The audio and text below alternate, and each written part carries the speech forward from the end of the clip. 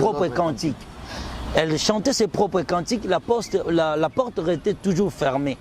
Jusqu'à ce que je vis un ange, dont les deux anges qui se tiennent devant ces portes, l'une de ces anges s'est approchée de la dame pour lui dire, elle dit à la femme que tu ne peux pas entrer ici, car les femmes qui se maquillaient, qui tressaient leurs cheveux, n'ont pas droit au paradis. C'est alors la dame a été renvoyée, elle n'a pas pu entrer au ciel à cause des périls qu'elle portait sur la terre, à cause des stress, à cause des tresses, à cause des bijoux, à cause des perles qu'elle portait. Elle est à l'enfer au moins.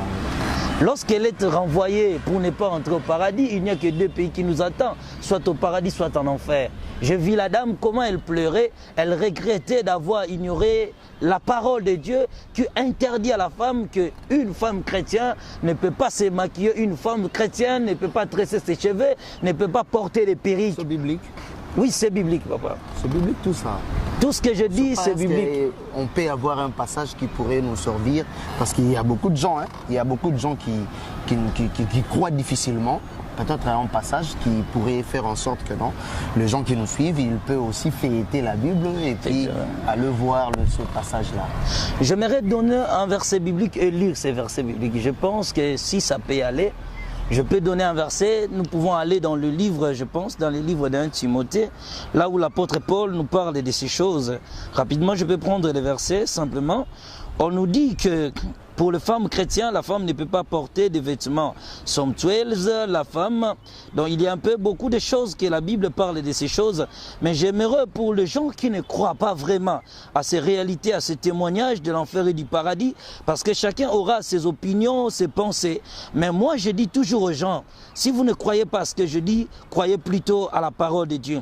La Bible nous donne certaines recommandations. Il dit ceci, je veux aussi que les femmes vêtues d'une manière décente, avec pudeur et modestie, ne séparant ni des tresses, ni d'or, ni de perles, ni d'habits somptueux, mais que séparant de bonnes œuvres, comme il convient à des femmes qui font profession de servir Dieu.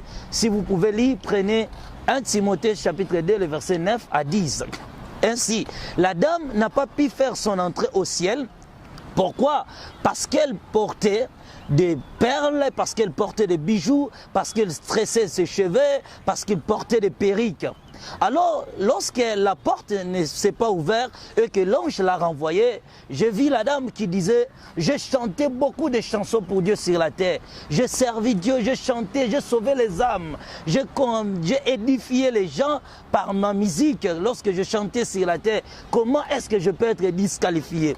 Donc, cet endroit, c'est quoi? Vous pouvez arriver au ciel, vous pouvez arriver devant la porte du paradis, mais c'est devant la porte que exerce l'élection de Dieu. Seules les âmes saintes peuvent franchir la porte du ciel. Alors, la dame là pleurait et regrettait d'avoir servi, elle l'a servi prétendant servir Dieu sur la terre, prétendant chanter pour la gloire de Dieu, mais une voix est sortie de la porte du paradis, une voix qui rugissait comme de l'eau, qui disait « Je ne t'ai jamais connu, serviteur du diable ». Ainsi, la dame a été renvoyée, mais elle pleurait à cause de ces choses. Et lorsque la dame est passée, une autre dame est arrivée, mais la dame là n'était pas une musicienne chrétienne, ni pas une femme reconnue, mais c'était une femme qui faisait toujours profession de sa foi. Elle priait dans l'une des églises au monde. Lorsque la dame fut devant la porte du paradis, la dame a été renvoyée de ne pas faire son entrée au ciel parce qu'elle portait des pantalons sur la terre. Alors, lorsque vous arrivez et que vous portez des pantalons sur la terre, directement on vous enlève ce vêtement blanc que vous portez, vous restez nu. Et un verset biblique est apparu, on dit que la femme ne peut pas porter de vêtements d'homme et l'homme ne peut pas porter de vêtements de femme.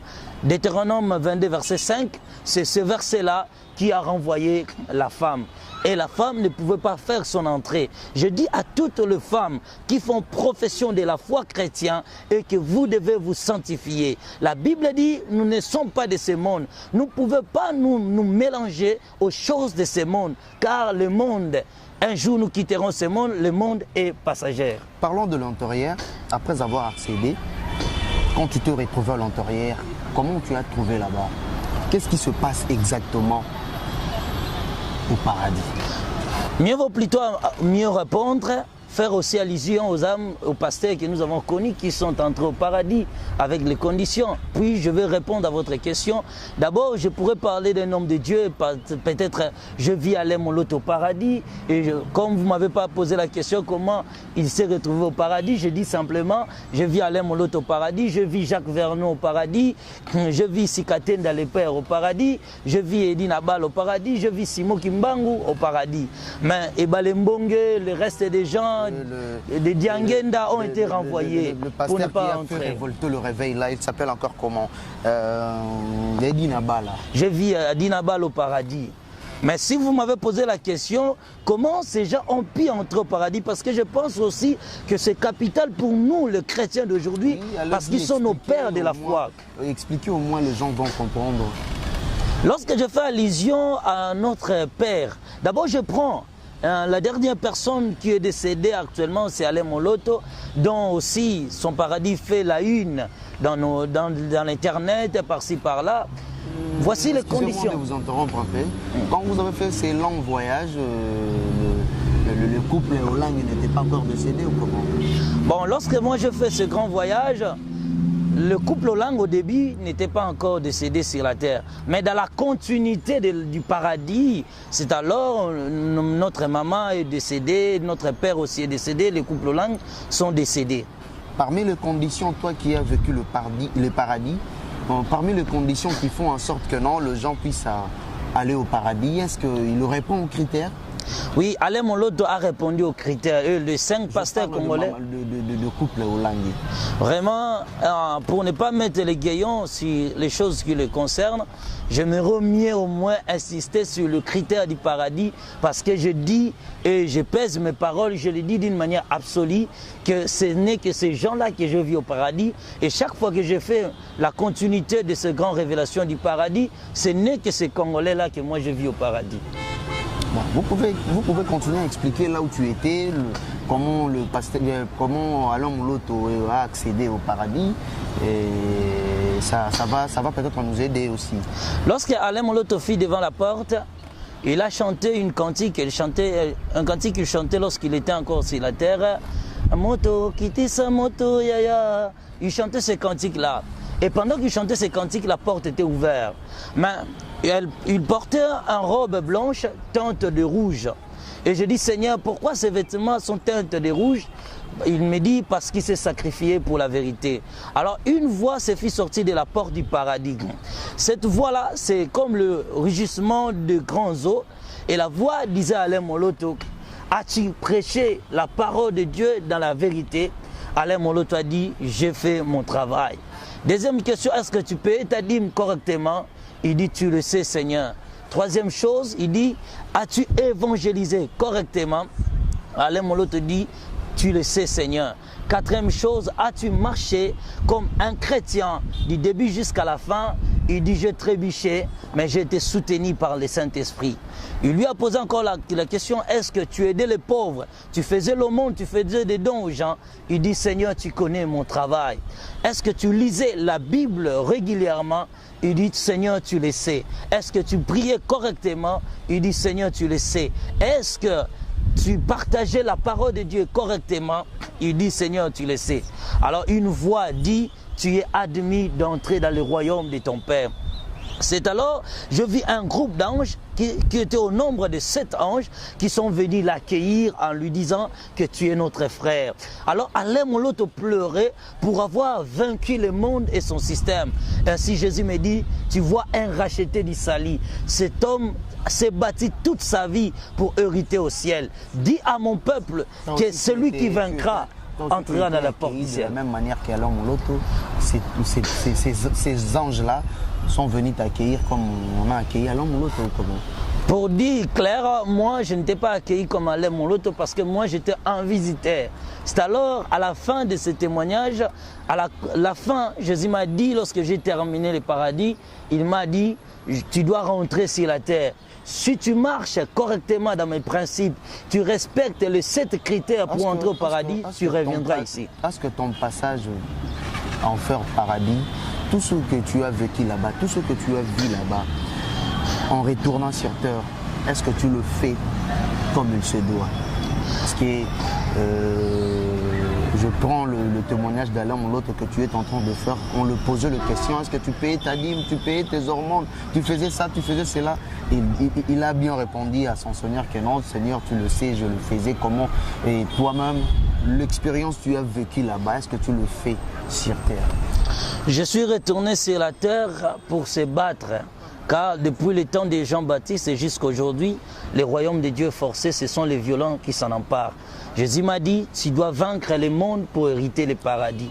Et je suis retourné sur la terre que pour travailler, pour vaincre le monde et tous ces systèmes. Et Jésus m'a dit, même si tu as vu l'enfer et le paradis, si tu ne marches pas correctement sur les choses que je t'ai révélées, tu ne reviendras pas ici au paradis. Ça ne te cause pas de problème avec les autres hommes de Dieu, ces témoignages que tu fais par rapport à la façon dont tu vois les choses? C'est différent avec les autres hommes de Dieu, ça ne te cause pas de problème? Le problème, c'est de sauver les âmes, même si les gens ne te comprennent pas. Mon problème actuel est que je suis mal compris aux gens pour ce témoignage. Mais peu importe, comme dit la sagesse, même si les gens ne te comprennent pas, il faut toujours dire la vérité. L'objectif d'un frère, c'est de sauver ses frères. Je n'ai jamais témoigné pour critiquer les gens, je n'ai jamais témoigné pour critiquer les églises, mais j'ai témoigné pour sauver que mes frères qui ont connu Jésus-Christ, parce que pour entrer au ciel, il ne faut que croire en Jésus-Christ. Ceux qui n'ont pas cru en Jésus-Christ n'ont pas accès au paradis. Mais si tu as cru à Jésus-Christ, il y a aussi d'autres critères à remplir. Donc je ne m'inquiète pas pour des critiques, des polémiques que j'attends par-ci par-là, même à la télévision pour ce témoignage. Mais moi, ce qui compte, c'est de sauver mes frères qui sont encore dans l'ignorance. Oui, de sauver tes frères qui sont encore à l'ignorance. Vraiment, ça a été bien dit. Mais moi, j'aimerais savoir, qu'est-ce que tu as retenu de particulier au paradis, que ton message se focalise là-dessus? Qu'est-ce que tu as retenu de particulier, hein? Voilà, quand vous arrivez dans un pays mystère qui est rempli de bonnes choses, il y a des choses parfois on n'arrive pas à maîtriser parce que tout ce que vous pouvez admirer est complexe. Et si vous cherchez quelque chose à retenir, tout ce que vous pouvez retenir est complexe. C'est tellement beaucoup que j'ai retenu au paradis. Mais la clé de toutes choses que je retenais, c'est croire au Seigneur Jésus-Christ et s'éloigner aux choses du monde, de toutes les choses qui détruisent le monde, de toutes les choses qui nous suivent. Car Jésus m'a dit, les âmes souillées n'hériteront point le royaume des cieux. L'expécial que je retenu au paradis est que les âmes souillées n'ont pas part au paradis de Dieu. Je pense que je peux mettre les gaillons sur c'est ça. Merci beaucoup à tous les internautes qui nous ont suivis. Merci beaucoup à tous les gens qui nous écrivent, à tous les gens qui demandent vraiment à comprendre ce témoignage. Il est là le prophète Aston Baya. Prophète, je ne sais pas s'il y a quelque chose à rajouter, mais moi, je crois que non, on a parlé peut-être de choses qui étaient vraiment un peu floues pour éclaircir l'opinion. Je ne sais pas s'il y a quelque chose à rajouter. Oui, ce que je peux rajouter encore, je peux dire aux enfants de Dieu, parce que je vis, mon premier témoignage que j'ai fait à l'internet, c'était, je portais un habit de Versace qui a fait vraiment buzz, où les gens m'écrivent partout pour me critiquer à cause de cet habillement de Versace. J'ai dit aux gens, comme ils m'appellent souvent, je l'ai dit, quand je parlais de ces choses, au début, je n'ai pas vu les habillements, ceux qui portaient les griffes au paradis. C'est alors que Jésus-Christ m'a ramené encore à l'enfer, je vis ceux qui apportaient des vêtements qui avaient des griffes n'ont pas hérité le ciel. Mais j'ai été critiqué à cause de cet habillement Versace, que la fois prochaine, je vais témoigner sur les griffes qui nous amènent en enfer. Et j'ai été critiqué pour ça. Ce que je peux dire aux enfants de Dieu, au début, j'étais d'abord ignorant parce que je n'ai pas encore vu cette partie de l'enfer. J'ai fait plus ou moins 4 ans pour voir ces choses et je suis toujours dans la continuité de la découverte de ces grands mystères. Ce que je peux dire aux enfants de Dieu, nous devons vivre comme des chrétiens. Marchons à la lumière de la parole de Dieu, éloignez vos choses du monde. Retenez les conditions qui nous permettent d'accès au paradis. Bien-aimé, tu dois croire en Jésus-Christ, tu dois payer ta dîme correctement, tes offrandes, ainsi de suite, tu dois faire tes aumônes, tu dois évangéliser les âmes, tu dois lire la Bible.